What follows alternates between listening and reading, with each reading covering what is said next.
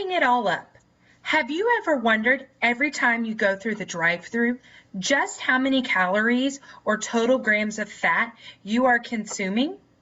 I know there for a while I would just go through the drive-thru, order my favorite #1 with a Coke, maybe supersize it if I was feeling it, and I never thought about it. I never gave it a second chance as to what I was eating.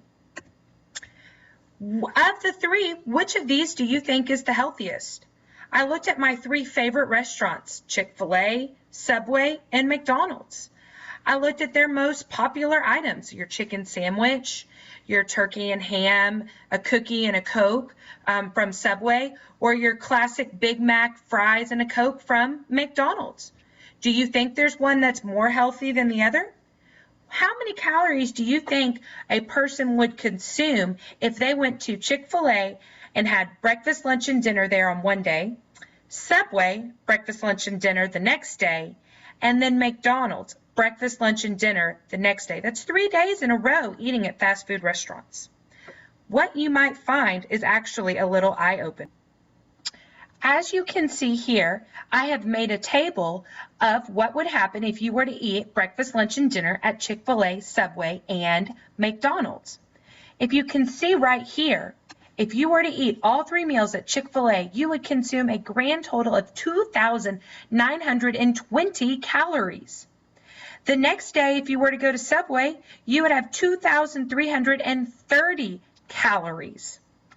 And finally, on the next day, if you were to go to McDonald's, you would have 2,450 calories just for one day.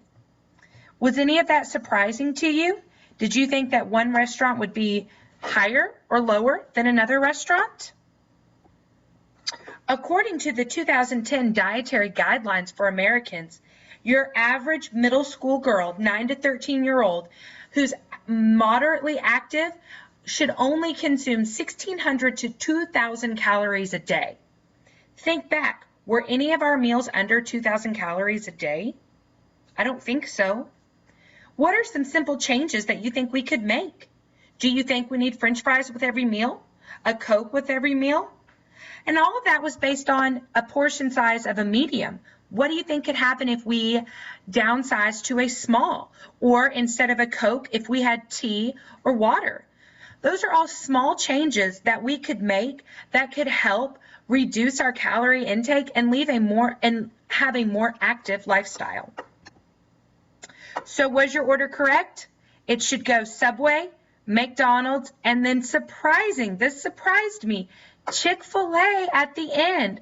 So I know I'll be rethinking what I order at these places next time I go.